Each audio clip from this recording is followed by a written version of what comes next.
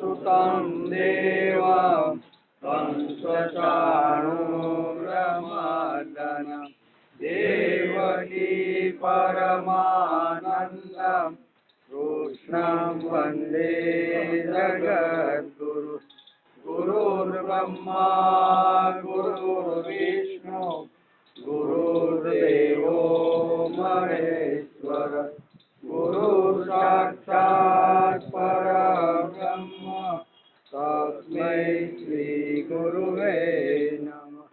नारायणं नमस्कृत्यं नरं चैव नरोत्तमं देवीं सरस्वतीं व्यासं ततो जयमुदीरये ततो जयमुदीरये।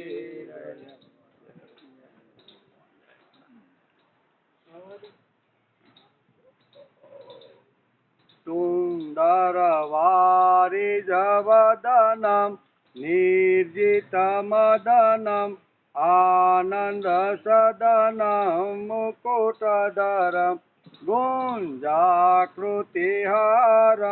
विपिनविहारं परमोदारं चिरहरं वल्लभपटपीतं कृतयुपवीतं करनवनीतं विबुधवरं भजनन्दकुमारं सर्वसुखसारं तत्त्वविचारं ब्रह्मपरं सुंदर वारिज भजनम निर्जित मदनम જેમનું કમળ સમાન સુંદર મુખ છે પોતાની કાંતિથી કામદેવ પર જેણે વિજય પ્રાપ્ત કર્યો છે। ભગવાન શ્રી કૃષ્ણ આનંદના સાગર છે। મુકુટધારી ચણોઠીની માળા પહેરનાર વૃંદાવનમાં વિહાર કરનાર પરમ ઉદાર અને ગોપીઓના ચીરને હરનાર વલ્લભ પટપીતમ કૃત ઉપવિતમ એટલે કે ગોપીઓના ચીરને હરનાર યજ્ઞોપવિત જેણે ધારણ કરી છે અને હાથમાં માખણ લીધું છે એવા સમસ્ત સુખોના સારભૂત પરબ્રહ્મ સ્વરૂપ નંદના કુમારને તત્વ જાણીને ભજો। આ મહાપ્રભુજી વલ્ભાચાર્ય આ સ્તોત્રમાં લખે છે। આજે શ્રીમદ ભાગવતની શરૂઆત થઈ અને 219મો દિવસ શુક્રવારે આપણે સ્કંદ 10 અને અધ્યાય 61 ને નમસ્કાર કર્યા। એમાં ભગવાનના સંતાનોનું વર્ણન બરોબર દરેક રાણીઓને 10 સંતાન થાય છે એનો વિચાર આપણે શુક્રવારે કર્યો। અનિરુદ્ધ અને શ્રીમતી સોચનાના વિવાહમાં રૂક્મીનું માર્યું જવું બરોબર એ પ્રસંગ આપણે જોયો છે। કૃષ્ણ પ્રદ્યુમન અને અનિરુદ્ધ આ 3 પેઢી સામે પણ રૂક્મીની પણ 3 પેઢી ને અહીંયા પણ 3 પેઢી એનો આપણે વિચાર કરતા। બલરામ ઉપર રૂક્મીના આક્ષેપો અને બીજા રાજાઓ દ્વારા ઉપવાસ કરવાથી બલરામજી ક્રોધથી લાલચોળ થઈ ગયા। ચોપાઈ રમતા હતા લગ્ન પ્રસંગ શુભ પ્રસંગમાં નવરા મોટી ઉંમરના બધા ફ્રી થયા હતા એટલે શું કે ચોપાઈ રમીએ અને એમાં રૂક્મી સાથે અહીંયા બલરામ અને આવેલા બધા રાજાઓ ચોપાઈ રમતા હતા। ચોપાઈ બાજીમાં થોડી માથાકૂટ થઈ અને ન કહેવાના શબ્દો આ રૂક્મી અને રૂક્મીના જે સહાયક જે રાજાઓ હતા એ ઘણા ન બોલવાના શબ્દો બોલ્યા। એના બલરામથી આ સહન થયું નહીં। હાથની અંદર બાજુમાં પડેલું જે હથિયાર હતું એ લઈ અને રૂક્મીના માથા ઉપર માર્યું। રૂક્મીના પ્રાણ પંખેરું ઉડી ગયું। આવા શુભ પ્રસંગની અંદર આવી અઘટિત ઘટના ઘટી એ આપણે શુક્રવારે જોયું। રંગમાં ભંગ પડવાથી બધા રાજાઓ રમત ચોપાટ છોડીને ચાલ્યા ગયા કે હવે આપણું કામ નથી। પણ જેટલા હાથમાં આવ્યા એ બલરામે બધાને કોઈના હાથ ને કોઈના પગ તોડી નાખ્યા બરોબર ને આ ભંગાણ પડી ગયું। શ્રી કૃષ્ણે એવું વિચાર્યું કે બલરામનું સમર્થન કરવાથી રૂક્ષ્મણી નારાજ થશે કારણ કે બલરામ સીધા દોડતા કૃષ્ણ પાસે આવ્યા કે ભાઈ ન કરવાનું કામ મારા હાથથી થઈ ગયું છે અને આવો શુભ પ્રસંગ છે 3 પેઢીના સંબંધો છે તો હવે શું થશે। એટલે દોડતા અત્યારે બલરામ ભગવાન કૃષ્ણ પાસે આવ્યા. કૃષ્ણની પાસે આવી અને આ બધી વાત કરે છે. કૃષ્ણ પણ વિચાર કરવા લાગ્યો કે હવે શું કરું. જો બલરામને પ્રોત્સાહન આપીશ તો રૂક્ષ્મણીને ખોટું લાગશે, અને રૂક્ષ્મણીને આવી તું કરીશ તો બલરામને ખોટું લાગશે. એટલે ચૂપ થઈ ગયા. એમ ભાગવતકાર લખે છે કે જે વખતે બલરામે આખી બનેલી ઘટનાની જ્યારે કૃષ્ણને વાત કરી ત્યારે બંનેમાંથી એકનો પક્ષ, કોઈનો પક્ષ લીધો ન લીધો બલરામનો કે ન લીધો રૂક્ષ્મણીનો. ભગવાન વિચાર કરે છે કે આમાં એકનો પક્ષ લઈશ તો બીજાને દુઃખ થશે, અને બીજાનો પક્ષ લઈ તો સામેવાળા. એટલે રૂક્ષ્મણી કે બલરામનો બેમાંથી એકનો પક્ષ ન લેતા એકના શુભ થઈ ગયા, એવું ભાગવતકાર લખે છે. અનિરુદ્ધનું લગ્ન થઈ જતા બધા યાદવો સાથે શ્રી કૃષ્ણ દ્વારકાપુરીમાં આવ્યા. જેમ તેમ ભગવાન કૃષ્ણે બધાને સમજાવ્યા કે ભાઈ જે ઘટના ઘટી ગઈ છે એ તો ઘટી ગઈ. આપણે હવે ગમે તેટલા હથિયાર હાથમાં ઉપાડશું અને એકાબીજાના માથામાં મારશું તો કાંઈ ગયેલો આવી રીતનું પ્રાણ પાછો આવવાનો નથી. એમ કરીને ભગવાને બધા બંને પક્ષોને સારી રીતે સમજાવ્યા, મંગળ ફેરા થયા, અને પછી આવી રીતના જાન લઈને બધા હેમખેમ દ્વારકાપુરી આવી ગયા. અહીંયા સુધી આપણે ગયે શુક્રવારે વિચાર કર્યો. આજે 62મો અધ્યાય. 62મા અધ્યાયમાં ઉષા અને અનિરુદ્ધનું મિલન. પરીક્ષિતના પ્રશ્નથી આ અધ્યાયની શરૂઆત થાય છે. બાણસ્ય તનયામોષા મોપયે મયદોત્તમ તત્ર યુદ્ધ ભવ ઘોરમ હરિશંકયતોર્હત એતत् સર્વ મહાયોગીન સમાખ્યાતો ત્વહર્હસી. રાજા પરીક્ષિતે પૂછ્યું કે હે મહાયોગ સંપન્ન મુનિવર, મેં સાંભળ્યું છે કે યાદવ શ્રેષ્ઠ અનિરુદ્ધજીએ બાણાસુરની પુત્રી ઉષા સાથે લગ્ન કર્યા હતા, અને આ પ્રસંગમાં ભગવાન શ્રી કૃષ્ણ અને શંકરનું ભારે યુદ્ધ થયું. કોનું? કૃષ્ણ અને શંકરનું ભારે યુદ્ધ થયું હતું. તમે કૃપા કરીને આ કથા મને વિસ્તારથી સંભળાવો. સુખદેવજીને અત્યારે અહીંયા રાજા પરીક્ષિતે પ્રશ્ન પૂછ્યો છે કે ઉષાનું જે લગ્ન છે ને એ અનિરુદ્ધ સાથે થયું હતું, અને ઉષા હતી બાણાસુરની પુત્રી. તો આ બંનેના જ્યારે આવી રીતના પ્રસંગો ઉભા થયા ત્યારે કૃષ્ણ અને ભગવાન શંકરનું મહાન ઘોર યુદ્ધ બંને વચ્ચે થયું હતું. તો આ પ્રસંગ મને તમે વિસ્તારથી સમજાવો. આવો રાજા પરીક્ષિતનો પ્રશ્ન છે. સુખદેવ વાચ બાણપૌત્ર સદજયેષ્ઠો બલેરાસીન મહાત્મના એન વામ નરોપાય હરયે દયી મેદની તસ્યો રસ સુતો બાણ શિવ ભક્ત તથા સદા માન્યો વદાયન્યો ધીમાંસ સત્યસંધો દઢ વ્રત.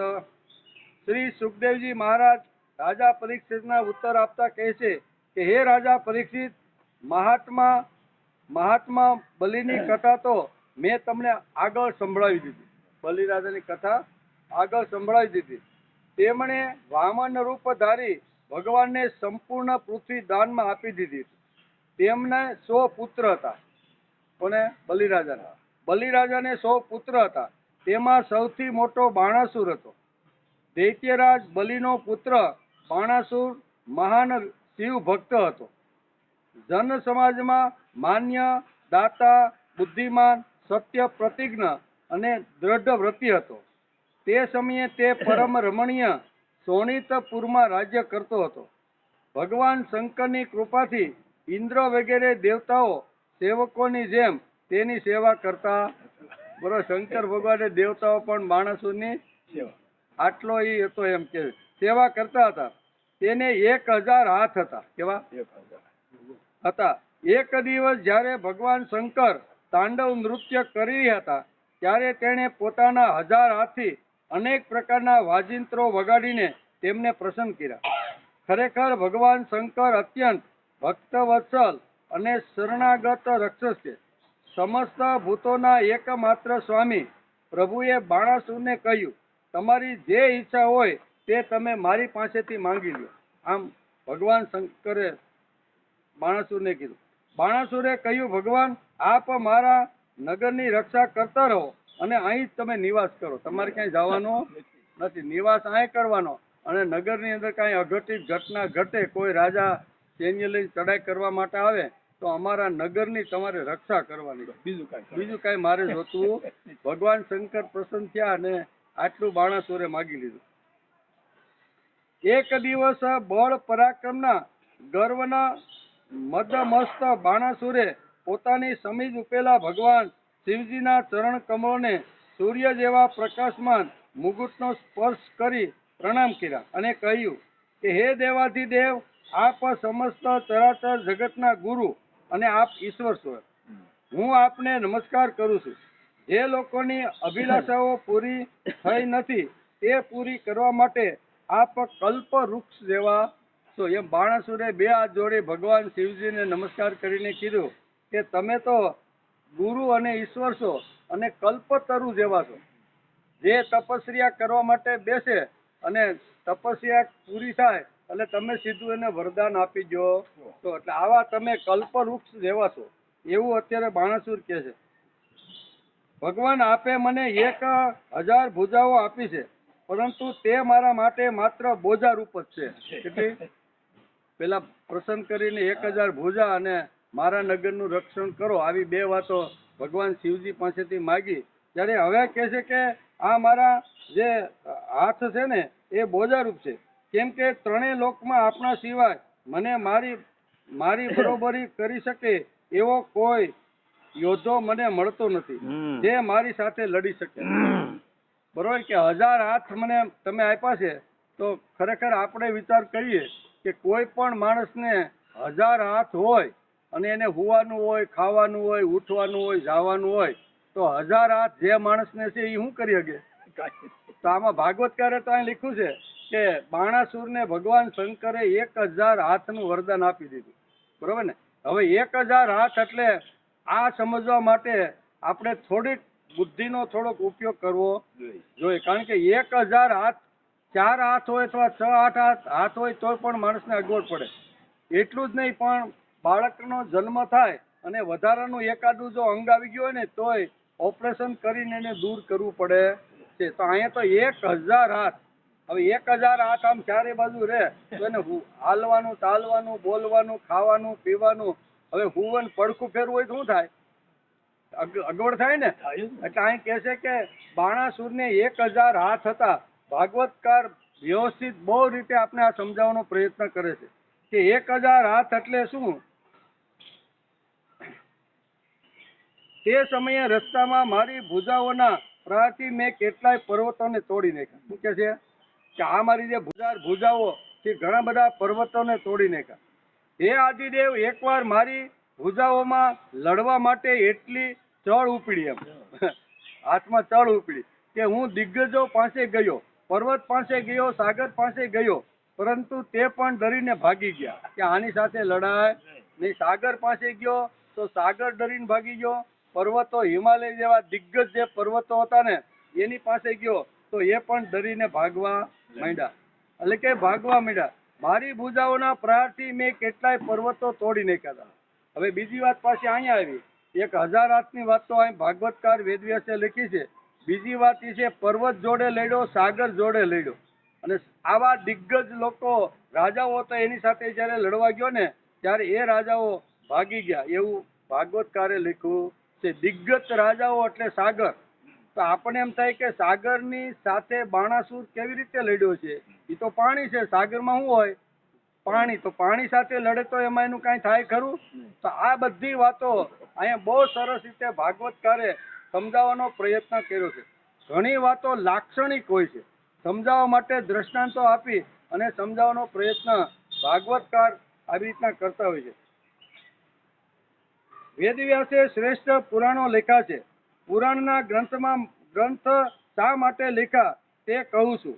પુરાણો ને કંઈક ઓછા મહત્વ આપવાનું કારણ નથી. પુરાણોને કંઈ ઓછું મહત્વ આપવાનું. પાંડુરંગ શાસ્ત્રી પણ પોતાના પ્રવચનમાં ઘણી વાર કહે કે પુરાણને સામાન્ય સમજો નહીં. નાના એ કપોલ કલ્પિત બધી વાર્તાઓ છે, એમાં તો બધી અતિશયોક્તિ છે, ન કહેવાનું અથવા ન બુદ્ધિમાં ઉતરે ને એવા દ્રષ્ટાંતો ભાગવતકાર વેદવ્યાસે લખ્યા છે. તેથી આપણે કાંઈ આવા પુરાણો વાંચતા નથી. ઘણીવાર આવા લોકો આવી રીતની વાત કરતા હોય છે, પણ પુરાણોની અંદર જે કાંઈ વાર્તાઓ, અતિશયોક્તિ, જે કાંઈ દ્રષ્ટાંતો જે આપવામાં આવ્યા છે ને, એ બધા બહુ સરસ રીતે છે. પુરાણોને કંઈ ઓછા માનવા ન જોઈએ. તે કાલ્પનિક પણ હશે, અતિશયોક્તિવાળા પણ હશે, પરંતુ પુરાણો સર્વ સુલભ છે.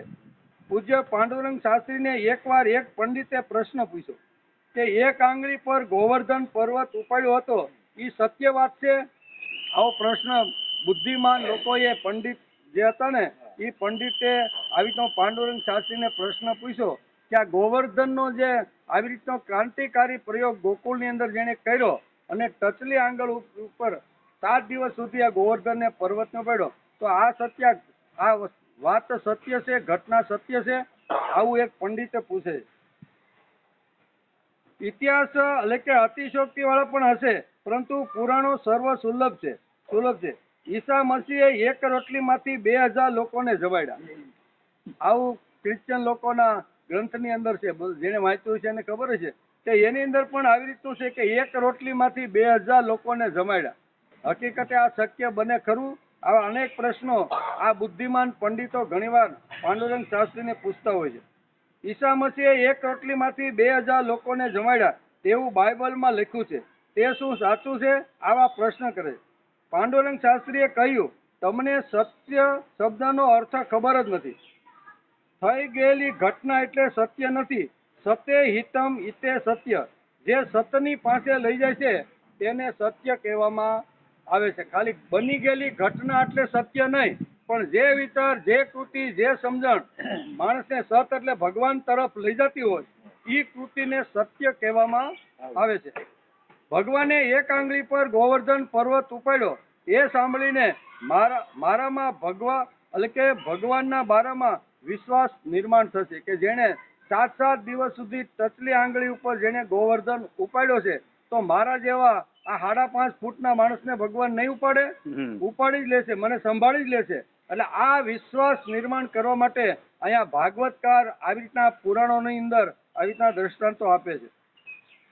હું 1 ઇંચ પણ ભગવાનની નજીક જાઉં છું, સત્યની નજીક જાઉં છું, તે વાર્તા સત્ય છે. સત્ય પાસે લઈ જાય તેને સત્ય કહેવામાં આવે. સત્યની પાસે, સત્ય એટલે ભગવાન. ભગવાનની પાસે જે વિચાર, ભગવાનની પાસે જે કૃતિ, ભગવાનની પાસે જે પ્રયોગ લઈ જાય એને સત્ય કહેવામાં આવે છે. આ ઘટના કાલ્પનિક હશે, અતિશયોક્તિ હશે કે સાચી છે તેની ચર્ચા કરવી નકામી છે. પુરાણો સંસ્કારને માટે લખાયા છે. પુરાણો વાંચીને ગુણો ઉપાડવાની ઈચ્છા થાય છે. સાંભળ્યા પછી મારે પણ એના જેવું બનવું છે. તેથી વેદવ્યાસે ભાગવતની અંદર ઘણા બધા શ્લોકોની અંદર અથવા ઘણા બધા આવી રીતના વાર્તાના રૂપની અંદર ઘણા બધા પ્રસંગો કીધા છે. પરંતુ પુરાણોમાં પણ સૌ કરતાં વધારે કોઈ અલૌકિક ગ્રંથ હશે તો તે છે શ્રીમદ ભાગવત મહાપુરાણ. બરોબર? એ ઈશ્વર ઉપર આધારિત આખો ગ્રંથ છે. ઈશ્વર જ છે, સમજો નહીં, એ ઈશ્વર જ છે. અહીંયા બાણાસુરને ભગવાન એટલે કે ભાગવતકાર વેદવ્યાસે 1000 બાહુ હાથ વાળો દર્શાવ્યો છે. કેવો? કે બાણાસુરને કેટલા હાથ હતા? 1000 હાથ વાળો ભાગવતકારે બાણાસુરને દર્શાવ્યો છે. 1000 હાથ હોય તો માણસ કેવી રીતે બોલી શકે, ચાલી શકે, સૂઈ શકે, આડો પડી શકે? એ વસ્તુ શક્ય નથી. પણ ભાગવતકાર વેદવ્યાસે અહીંયા 10મા સ્કંદની અંદર 62મા અધ્યાયની અંદર આ બાણાસુરને 1000 હાથ વાળો, 1000 બાહુ એટલે હાથ, કે આવો દર્શાવ્યો છે. તો આ શું છે એનો પણ માણસે વિચાર કરી લેવો જોઈએ. પુરાણ વાળી એક બીજી વાર્તા પણ સમજી લઈએ કે જમદગ્નિના સમયમાં એક મહાન ક્ષત્રિય વ્યક્તિ થઈ ગયો. તેનું નામ હતું સહસ્ત્રાર્જુન. તે એક મહાન શક્તિ હતી. સહસ્ત્રાર્જુન વ્યક્તિનિષ્ઠ સંગઠનનું પ્રતીક છે. તત્વનિષ્ઠ, અર્થનિષ્ઠ, રાજ્યનિષ્ઠ અને વ્યક્તિનિષ્ઠ. માણસની પાસે શક્તિ આવે તો આ 4માંથી કોઈ પણ એક જગ્યાએ એનો પ્રવાહ વળતો હોય છે. એટલે કે આ સહસ્ત્રાર્જુન દ્રષ્ટાંત આપણે સમજી લઈએ તો પણ આ બાણાસુરને 1000 બાહુ હતા એ આપણે સમજાય. એને પણ 1000 બાહુ હતા. કોને? સહસ્ત્રાર્જુનને. આ સહસ્ત્રાર્જુન દત્ત ભગવાનનો ઉપાસક હતો. તેણે એક વખત દત્ત ભગવાનને કહ્યું, તમે મને શક્તિ આપી, સર્વસ્વ આપ્યું છે કે જેથી આ વિશ્વમાં મને કોઈ હરાવે નહીં. મારી પાસે બુદ્ધિ છે, મારી પાસે શક્તિ છે, મારી પાસે વિત્ત છે અને મારી પાસે સત્તા છે. તેથી ભગવાન દત્ત પ્રસન્ન થયા અને એને વરદાન આપ્યું છે. મારી પાસે શું નથી? મારી પાસે સંગઠના એટલે સંગઠન છે. કૌશલ્ય હોવાથી મારા પોતાના 1000 બાહુ હાથો છે. કેવા? કૌશલ્ય હોવાથી મારી પાસે પણ હજારો, આમ સહસ્ત્રાર્જુન અહીંયા દત્ત ભગવાનને કહેતો. આ 1000 બાહુ હાથ એટલે 500.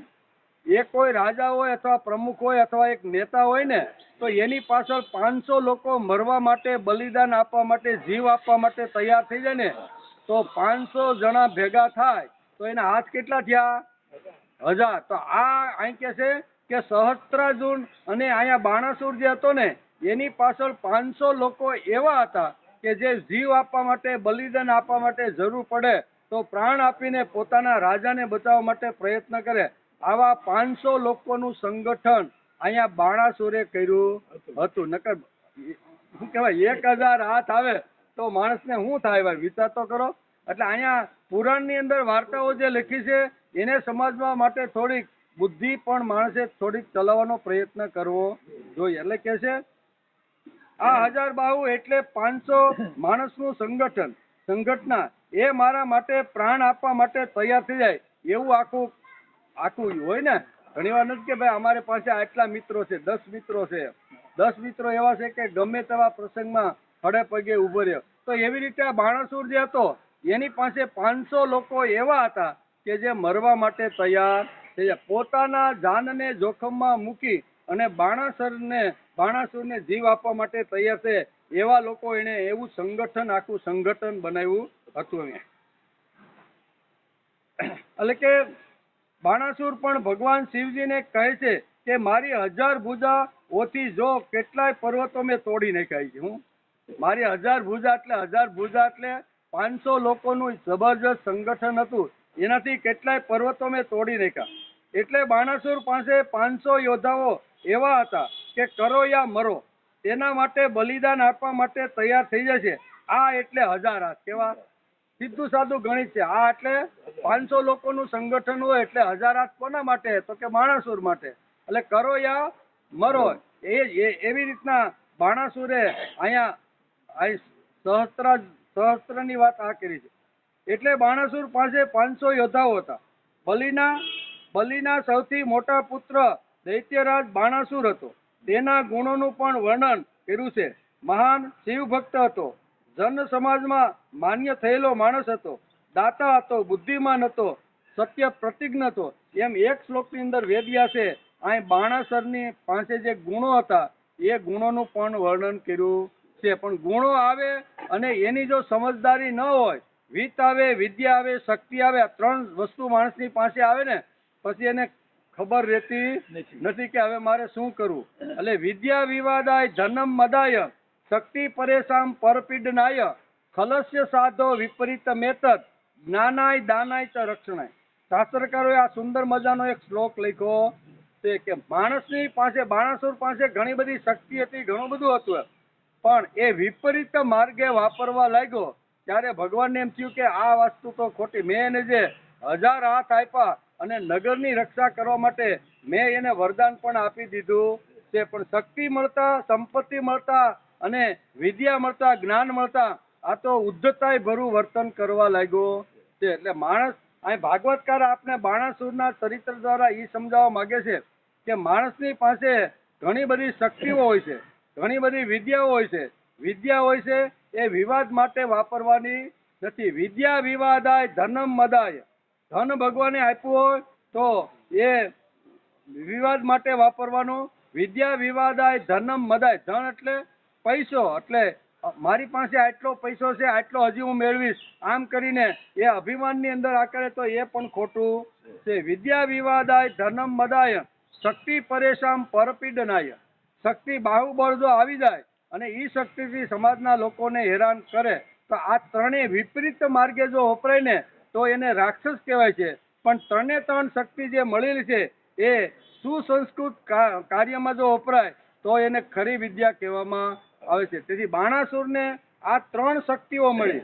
વિદ્યા એટલે જ્ઞાન તો એને મળ્યું, ભગવાન શિવજીનો પાકો ભક્ત તો ઉપાસના કરી એટલે જ્ઞાન ભગવાન શિવજીએ તો એને આપ્યું. ભગવાન શિવજીએ કીધું કે ભાઈ ફરીથી તારે કાંઈ બીજું વરદાન માગવું હોય તો મારી પાસેથી માગી લે. ત્યારે બાણાસુરે કીધું કે તમારે મારા નગરની રક્ષા કરવાની છે. ભગવાન કે તથાસ્તુ, પણ શક્તિ, સંપત્તિ, વિદ્યા અને સત્તા મળે એટલે માણસની કેવી બે હાલ થાય છે એ ભાગવતકાર બાણાસુરના ચરિત્ર દ્વારા આપણે સમજાવવાનો પ્રયત્ન કરે છે. બલિના સૌથી મોટા પુત્ર દૈત્યરાજ બાણાસુર હતો. તેના ગુણોનું વર્ણન પણ ભાગવતકારે કર્યું છે. પણ ગુણ મળતા, શક્તિ મળતા, સંપત્તિ અને સત્તા મળતા એ વિપરીત માર્ગે વાળવાનું એને શરૂઆત કરી દીધી હતી. બાણાસુરને એમ લાગતું હતું કે હું જ બધાનું રક્ષણ કરીશ. શું હવે મારે ભગવાનની કાંઈ જરૂર નથી. ભગવાન ખાલી મારા શું કહેવાય રાજની રક્ષા કરે એટલે બસ, બાકી તો બધાનું રક્ષણ હું કરીશ. બીજાનું રક્ષણ કરવું એ સત્કર્મ છે. સત્કર્મ કરવા ન મળે તો માણસને ઘણીવાર બેચેની પણ થઈ જાય છે. એટલે બાણાસુર આવી રીતની શક્તિ, સંપત્તિ, વિદ્યા આ બધું મળતા એને એમ થયું કે હું જ આ બધાનું ભરણ પોષણ ને બધાનું આવી રીતનું કરતો રહેલું છું. બાણાસુર અને તેના હજારો બાહુઓ શરૂઆતમાં સારું કામ કરતા હતા. તે હવે અધપતિ થઈ ગયા છે. તેથી ભગવાનને કહે છે કે હવે આ મારા બાહુ કોઈ કામના નથી. મેં જે 500 લોકોનું જે સંગઠન કર્યું હતું બરોબર, અને ઈ મરો યા કરો યા મરો એવા રીતના સિદ્ધાંત સાથે હતા. પણ હવે તમે જ મારા નગરનું રક્ષણ કરવા માટે આવી ગયા છો, તેથી હવે આની મને કોઈ જરૂર નથી. આવું બાણાસુર બોલવા લાગ્યો. બાણાસુર અને તેના હજારો બાહુઓ શરૂઆતમાં જે સારું કામ કરતા હતા તે હવે અધપતિ થઈ ગયા છે. તેથી જ બાણાસુર ભગવાન શિવજીને કહેવા લાગ્યા કે મને 1000 ભુજાઓ આપી છે, પરંતુ તે મારા માટે બોજારૂપ છે, ભારરૂપ છે. બાણાસુરે આમ ભગવાન શિવજીને કીધું.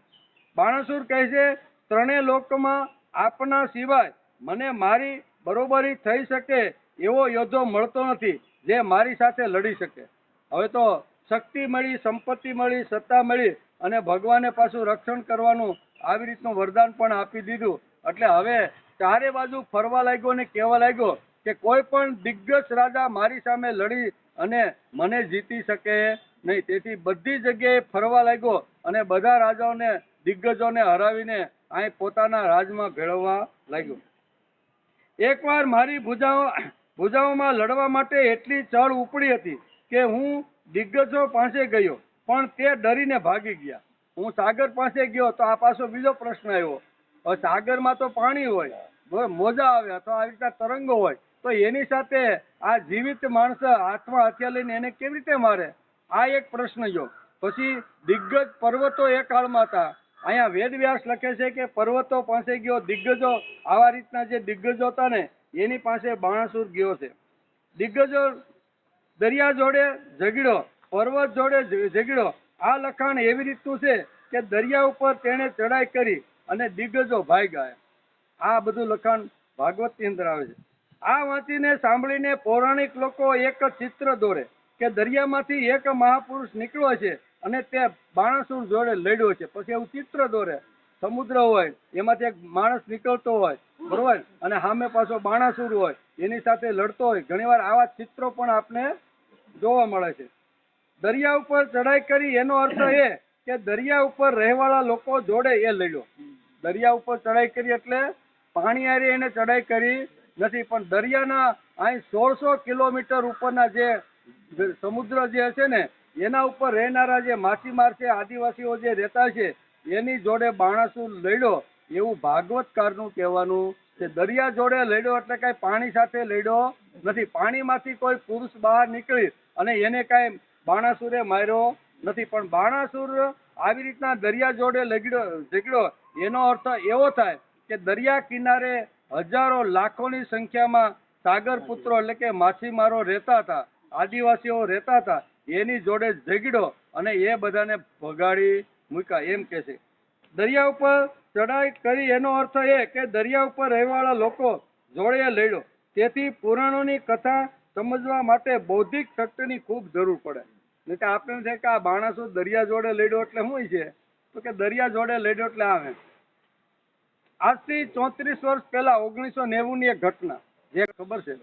કે 1990 હું મુંબઈ સપ્તતી સમારોહ પાંડુરંગ શાસ્ત્રીના 70 વર્ષ પૂરા થયા. મુંબઈમાં એક ઉત્સવ હતો સમુદ્ર એટલે કે ચોપાટી ઉપર 1990 3 દિવસનો કાર્યક્રમ હતો. અમે પણ ત્યાં ભાગ લેવા માટે 3 દિવસ માટે ગયા હતા. એટલે અમને ખબર છે કે આ પુરાણને સમજવા માટે જે મહાપુરુષો સમાજમાં કાર્ય કરતા હોય છે ને એને પણ આપણે સમજવાનો પ્રયત્ન કરતો હોઈએ. આથી એટલે કે 34 વર્ષ પહેલાની ઘટના છે.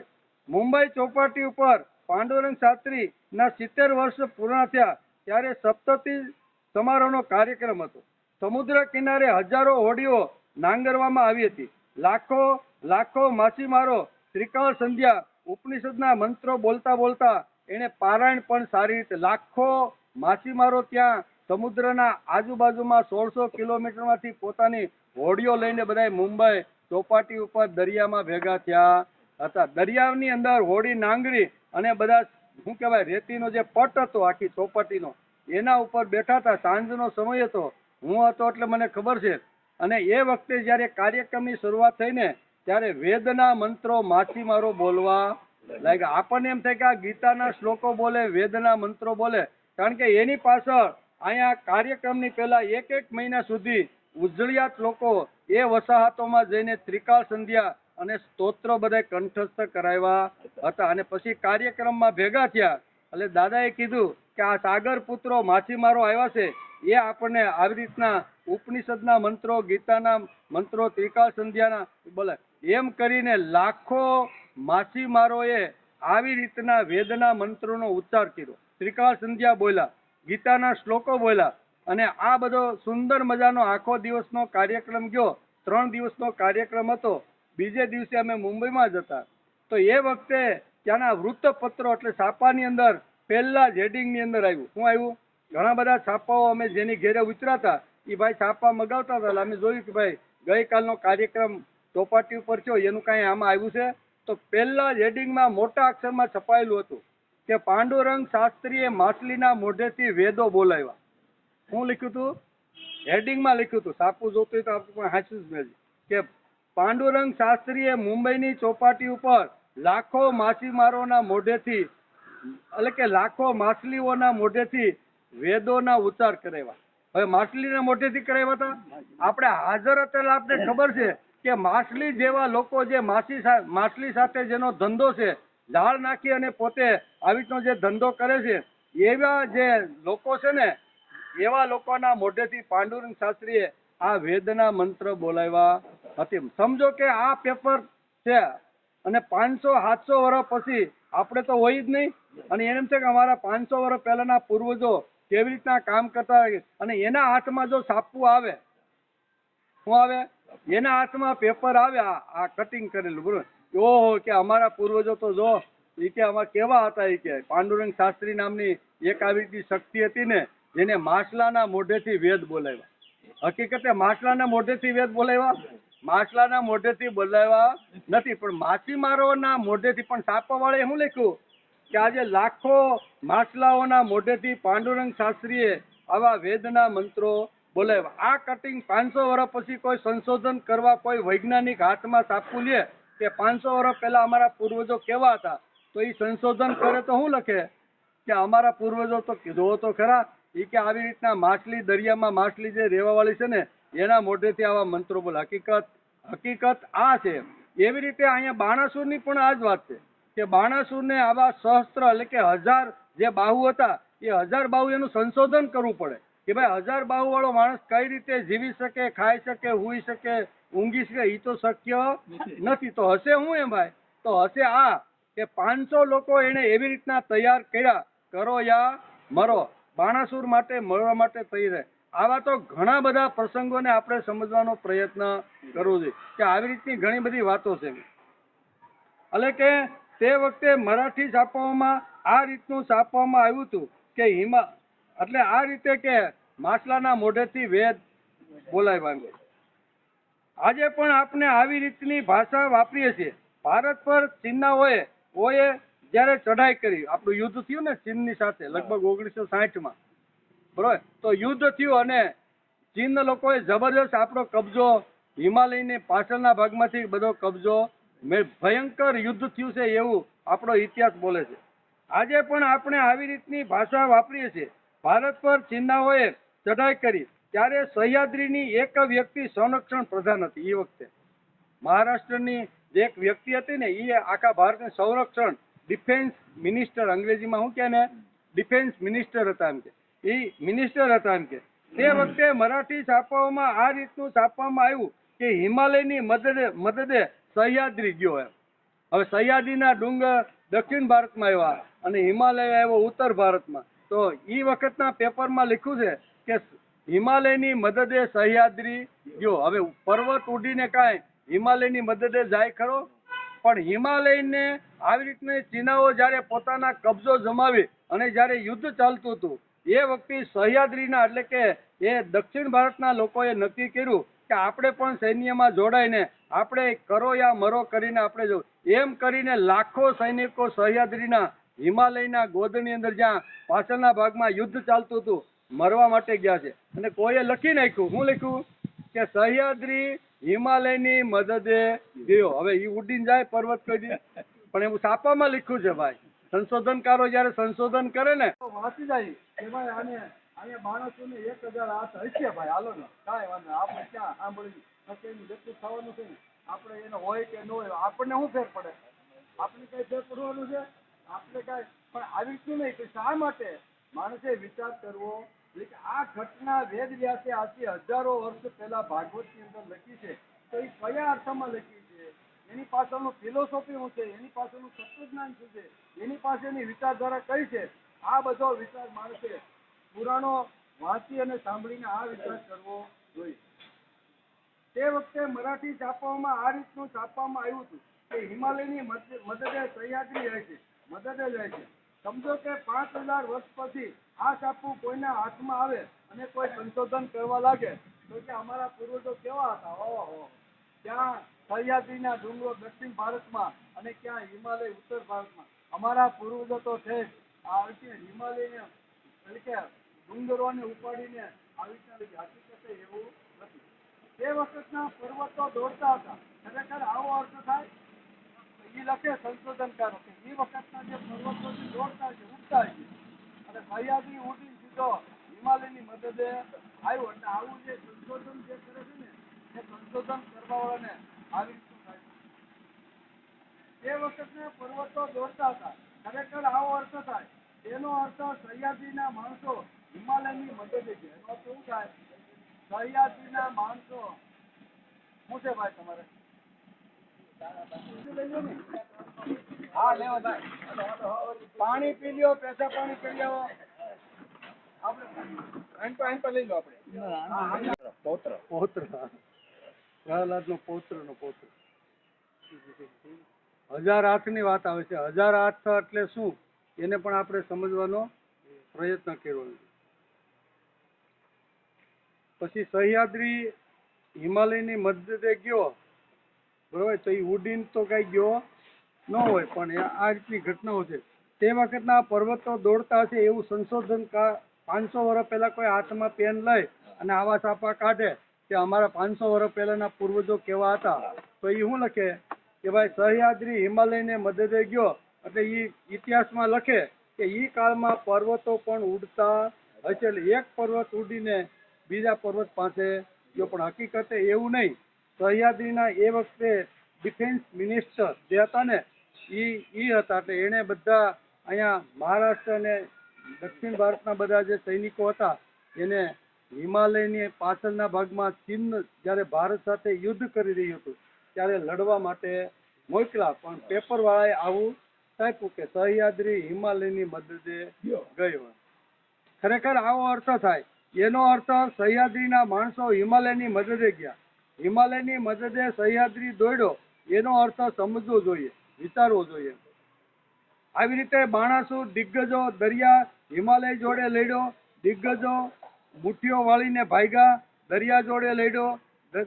દરિયા ઉપરની જે આદિવાસી અને માછીમારી વસ્તી હતી તેની સાથે લડ્યો અને એ રાજાઓને મારી ભગાવી બધાને હટાવ્યા. આજે પણ આપણે ઘણીવાર છાપામાં વાંચીએ છીએ. આજે પણ આપણે પેપર હાથમાં લ્યો ને તો એકાદો પ્રસંગ રોજે હોય એમ કે ફલાણા સરકારી અધિકારીએ કોઈ આવી રીતના ઉદ્યોગ પાસેથી 5 લાખ રૂપિયા ખાધા. હું પેપરમાં શું આવે કે ફલાણા આવી રીતના ગવર્મેન્ટના જે કર્મચારી હતા એને કાંઈક જમીનનું થોડું કામકાજ કરવાનું હતું તો 5 લાખ રૂપિયા આ સરકારી અધિકારીએ આ ઉદ્યોગપતિ પાસેથી ખાધા.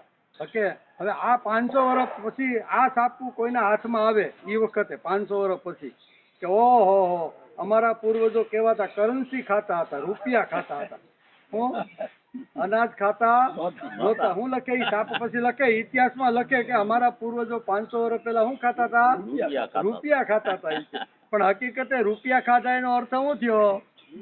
આપણા અહીંયા હાજરમાંથી એટલે આપણે ખબર પડે કે ભાઈ એનું કામ પતાવવા માટે 5 લાખ રૂપિયા એની પાસેથી લઈને કામ પાર પાડ્યું. ખાધા એટલે આનો અર્થ પણ લખે પેપર વાળા, હું પેપરમાં વાંચજો તમે કે ફલાણા કલેક્ટરે કે ફલાણા ભાઈએ 5 લાખ કે 2 લાખ કે 5,000 રૂપિયા ખાધા, ફલાણા મંત્રીએ તલાટી મંત્રીએ ઓલાનું આમ એન્ટ્રી કરવા માટે 2,000 ખાધા, આવું આવે ને. પણ એ 500 વર્ષ પછી કોઈના હાથમાં એ છાપવું જાય તો હું સંશોધન કરે કે અમારા પૂર્વજો કેવું પડે હો ભાઈ રૂપિયા ખાતા થઈ. પણ હકીકતે આવું નથી. એમ બાણાસુરનું પણ આવું. એમાં તો ભાગવતની અંદર ઘણા બધા પ્રસંગો છે, બરોબર ને. એટલે વેદ વ્યાસે જે આ ભાગવતની અંદર જે આ બધી ભાષાઓ જે લખી છે ને એને સમજવા માટે થોડીક માણસે આવી રીતની થોડીક અક્કલ અથવા બુદ્ધિ ચલાવવી જોઈએ. એમ એવું આપણે આ લખાણ કોઈ સાચવી રાખે અને 500 વર્ષ પછીની પ્રજા આ વાંચે તો તેના મનમાં શું થાય કે અમારા પૂર્વજો 500 વર્ષ પહેલા એટલે કે કરન્સી ખાતા હતા, એમ કે રૂપિયા ખાતા હતા, એમ ખાતા હતા. અચ્છા, એમાં અહીં શ્રીમદ ભાગવતના 10મા સ્કંદમાં 62મા અધ્યાયમાં હજુ વેદવ્યાસ લખે છે કે બાણાસુરને 1000 હાથ હતા. આ ઘટના 3 આપણે સમજવાનો પ્રયત્ન કર્યો. પુરાણકારોને ખરું એ સમજાવવું છે કે બાણાસુર પાસે એવા 500 યોદ્ધાઓ હતા કે બાણાસુર માટે પ્રાણ આપવા પડે તો પ્રાણ આપવા માટે તૈયાર થાય. તેથી તેમના 1000 બાહુનું વર્ણન વેદવ્યાસે કર્યું છે કે એને ભાઈ 1000 હાથ હતા એટલે 1000 એટલે 500 માણસ એવા અડીખમ, બરોબર ને, ગમે ત્યારે આવી રીતના ઉભા રહે એવી રીતના માણસો હતા. આ બધું વર્ણન આપણે અડધો પોણો કલાકમાં કર્યું. પણ બાણાસુર નું આવું સંગઠન તોડી નાખવા માટે ભગવાન શ્રી કૃષ્ણને ઘણી મહેનત કરવી પડી. આ સંગઠન જે આખું હતું સંગઠન એટલે અહીં કીધું ને કે હવે મને હાથની જરૂર નથી. એમ કે માનવીય કેવી રીતે આગળ જાય છે અને અવતારોએ શું શું કામ કર્યું છે તે સમજવું એ મોટામાં મોટી ભક્તિ છે. 18 પુરાણોમાં ઘણી બધી વાર્તાઓ ઉપાખ્યાન, આખ્યાન, વ્યાખ્યાન, વાર્તા રૂપે, અતિશયોક્તિ રૂપે પણ કહેવામાં આવ્યા છે. એ સમજવા માટે બુદ્ધિ તીક્ષ્ણ જોઈએ તો જ આ પુરાણોની ભાષા આપણને સમજાય. નકર પુરાણોની ભાષા સમજાય નહીં. નહીતર આપણે લાગે કે હશે ભાઈ 1000 હાથ હશે. પુરાણો સંસ્કારોને માટે જ લખાયા છે. પુરાણો વાંચીને ગુણો ઉપાડવાની ઈચ્છા થાય છે. સાંભળ્યા પછી પણ મારે ધ્રુવ, પ્રહલાદ, નાભાગ જેવું બનવું છે. પરંતુ પુરાણોમાં સૌ કરતા વધારે કોઈ અલૌકિક ગ્રંથ હશે તો તે શ્રીમદ ભાગવત મહાપુરાણ છે. તેથી જ ભાગવતના 10મા સ્કંદના 62મા અધ્યાયમાં બાણાસુર ભગવાન શિવજીને કહે છે કે આપે મને 1000 ભુજાઓ આપી છે. 1000 ભુજા એટલે શું તે આપણે સમજવાનો અહીંયા પ્રામાણિક પ્રયત્ન કર્યો. દ્રષ્ટાંતો આપીને સમજવાનો પ્રયત્ન કર્યો કે ભાઈ 1000 હાથ એટલે આ રીતનું હોવું જોઈએ. એમ તેથી આ 1000 હાથ મળતા જ એકવાર મારી ભુજાઓમાં લડવા માટે એટલી ચળ ઉપડી કે હું દિગ્ગજો પાસે ગયો, પરંતુ તે પણ ડરીને ભાગી ગયા. તે સમયે રસ્તામાં મારી ભુજાઓના પ્રહારથી કેટલાય પર્વતો મેં તોડી નાખ્યા. એમ બરોબર ને. એટલે 500 માણસનું સંગઠન હોય, પર્વતો તોડી જ નાખે. એમ બરોબર ને. હા, બાણાસુરની આ પ્રાર્થના સાંભળીને ભગવાન શંકરે સહેજ ક્રોધમાં આવીને કહ્યું, અરે મૂર્ખ, જ્યારે તારી ધજા તૂટીને પડી જશે તે વખતે મારા જેવા યોદ્ધાઓ સાથે તારે યુદ્ધ કરવું પડશે. તારી આ ધજા છે ને તૂટીને પૃથ્વી પર પડશે ત્યારે મારા જેવા શક્તિશાળી અને બાહોશ વ્યક્તિ સાથે તારે યુદ્ધ કરવું પડશે. આ વાત સાંભળીને તેને આનંદ થયો અને તે પોતાના ઘેરે ગયો. હવે તે મૂર્ખ ભગવાન શંકરના જણાવ્યા પ્રમાણે ના યુદ્ધની એટલે કે પ્રતીક્ષા કરવા લાગ્યો કે ભગવાને મને કીધું કે તારા જેવો શક્તિશાળી માણસ આવી રીતનો તારી સાથે યુદ્ધ કરશે. હે રાજા પરીક્ષિત, બાણાસુરની એક કન્યા હતી, તેનું નામ હતું ઉષા.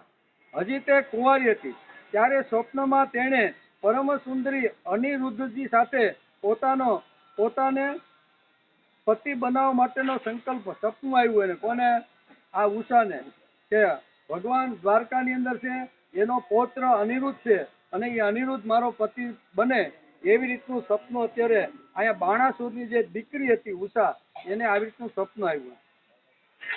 તેણે સ્વપ્નમાં જોયું. આશ્ચર્યની વાત તો એ હતી કે તેણી એ અનિરુદ્ધજીને ન તો ક્યાંય જોયા હતા કે ન સાંભળ્યા હતા, છતાં પણ સ્વપ્ન એને સપનામાં અનિરુદ્ધ દેખાણો. સ્વપ્નમાં તેમને જોઈને તે બોલી ઉઠી, હે પ્રાણ પ્યારા, તમે ક્યાં છો? અને તેની નિંદ્રા ઉડી ગઈ. તેણે અત્યંત વિહવલ સાથે ઉઠીને જોયું કે હું તો કેટલી સખીઓની મધ્યમાં છું. ત્યારે તે શરમાઈ ગઈ. હે પરીક્ષિત, બાણાસુરના મંત્રીનું નામ હતું કુંભાર. તેની એક કન્યા હતી, તેનું નામ હતું ચિત્રલેખા. ઉષા અને ચિત્રલેખા સખીઓ હતી. ચિત્રલેખાએ ઉષાને આશ્ચર્ય પામતા પૂછ્યું, હે સુંદરી, હું જાણું છું કે હજી સુધી તારું પાણી ગ્રહણ કોઈ સાથે થયું નથી, છતાં તું કોને શોધ કરી રહી છો? ત્યારે તારી અભિલાષા શું છે?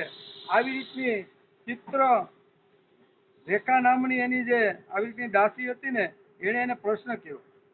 ઉષાએ કહ્યું, સખી, મેં સ્વપ્નમાં એક અતિ સુંદર નવયુગને જોયો છે. તેના શરીરનો વર્ણ શ્યામ જેવો છે, નેત્ર કમળ જેવા છે, શરીર પણ પીળું પીતાંબર પહેર્યું છે, લાંબી ભુજાઓ છે અને તે સ્ત્રીઓનું ચિત્ત ચોરનારો છે. તેણે પહેલા તો તેનું મધુર અધરામૃત મને પીવડાવ્યું, પરંતુ હું તેને ધરાઈને પી શકી ન હતી. ત્યાં તો તે મને દુઃખના દરિયામાં નાખીને ન જાણે ક્યાં ચાલ્યો ગયો. હું તલસતી રહી ગઈ. સખી, હું મારા તે પ્રાણવલ્લભને શોધી રહી છું. સપનની અંદર જે આવી હતી એ વાત અત્યારે અહીંયા ઉષા અત્યારે ચિત્રલેખા એની જે દાસી સખી હતી એને કીધું કે મને આવી રીતનું સપનું આવ્યું હતું, અનિરુદ્ધ આવી રીતનો મારો પતિ થાય અને આ સપનું ઉડી ગયું અને ક્યાં ચાલ્યો ગયો એ મને ખબર પડી નહીં. ચિત્રલેખાએ કહ્યું, કાંઈ વાંધો નહીં સખી, જો તારો ચિત્તચોર ત્રિલોકમાં કોઈ પણ જગ્યાએ હશે ને તો હું એને ઓળખી પાડીને તારી પાસે લઈ આવી દઈશ. જા, આ હું તને વચન આપું છું. તારો ચિત્તચોર ત્રિલોકમાં ક્યાંય પણ હશે અને તેને તું ઓળખી શકે તો તારી વીરવ્યતા હું જરૂર શાંત કરી દઈશ. હું ચિત્રો બનાવું છું. તું તારા પ્રાણવલ્લભને ઓળખીને કહી દેજે કે સપનામાં તને આ તારા પ્રાણવલ્લભનો કેવો ચહેરો દેખાણો હતો. ચિત્રાલાની જે સખી હતી ને, એણે કીધું, હું ચિત્ર અનેક પ્રકારના ચિત્ર બનાવું છું. તારા સપનામાં તે જે પ્રાણવલ્લભને જોયો હોય ચિત્ર બનાવતા, એ તારે કહેવાનું કે આ છે, બરોબર ને? એમ કરીને આમ કહીને ચિત્રલેખાએ દેવો, ગંધર્વો, સિદ્ધો, ચારણો, સર્પો, દૈત્યો, વિદ્યાધરો, યક્ષો અને મનુષ્યોના ચિત્ર બનાવવાનું ચાલુ કરી દીધું. એક પછી એક ચિત્ર બનાવતી જાય છે. અહીંયા ઉષાને આપતી જાય છે. ઉષા બધા ચિત્રો જોઈને ના પાડતી જાય છે કે આવો સપનામાં છોકરો મેં જોયો નથી. એમ કરતા કરતા મનુષ્યમાં તેણે વૃષ્ણિ કુલના વસુદેવના પિતા સૂર, સ્વયં વસુદેવજી, બલરામજી અને ભગવાન શ્રી કૃષ્ણ ચિત્રો દોરીને બતાવ્યા કે ભાઈ આમાંથી તને કોઈ સપનામાં આવ્યો તો?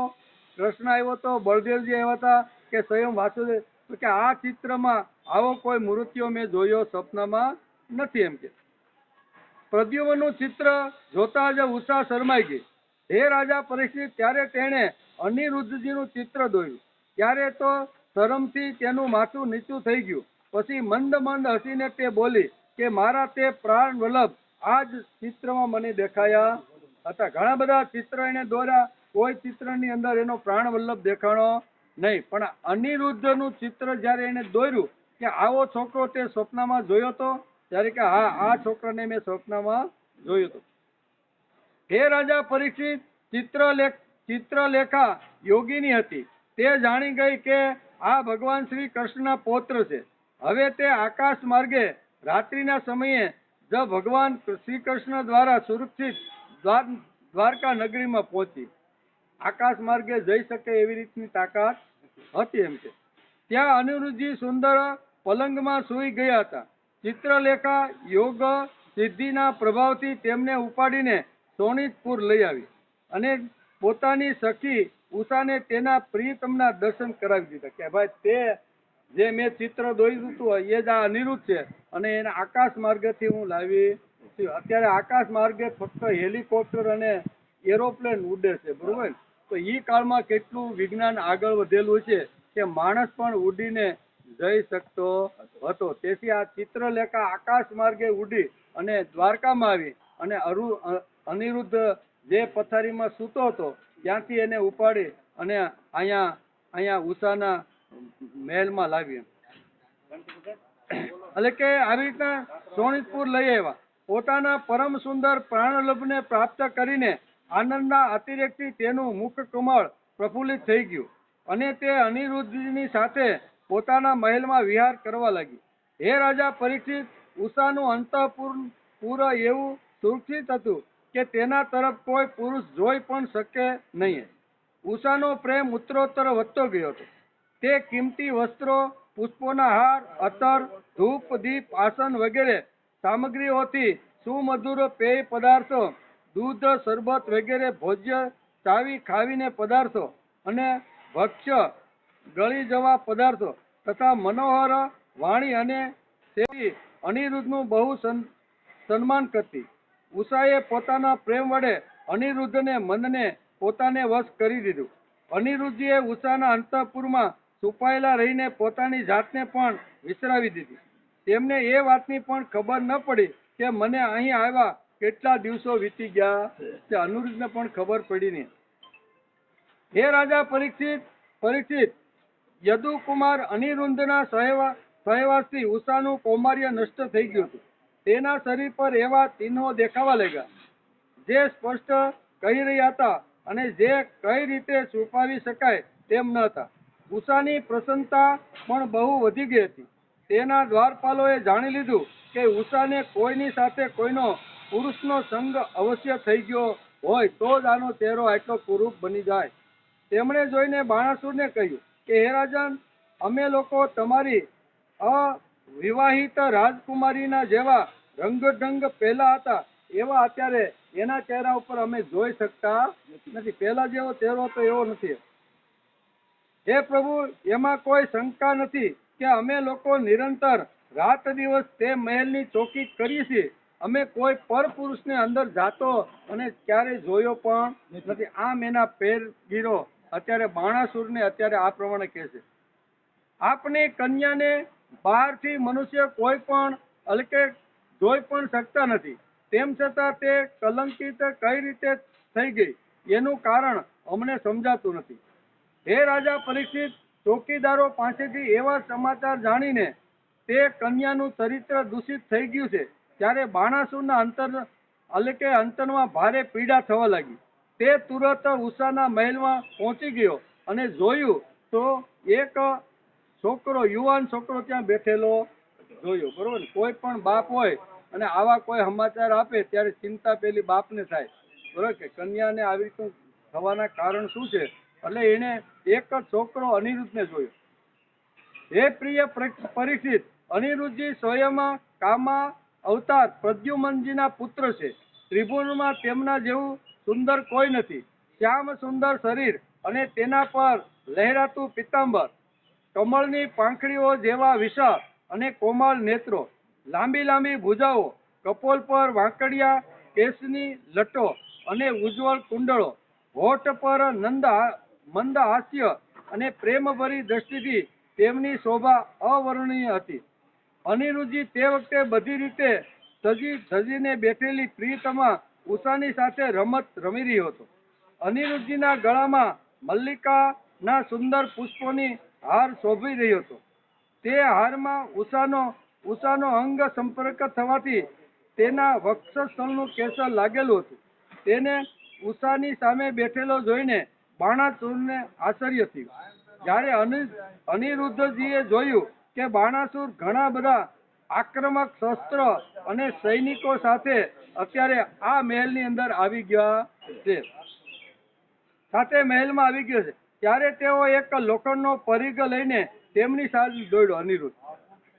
કાલદંડ લઈને યમરાજની જેમ આવેલા સૈનિકો અને બાણાસુરની સામે આવી તો દંડ લઈને ઊભો થઈ ગયો.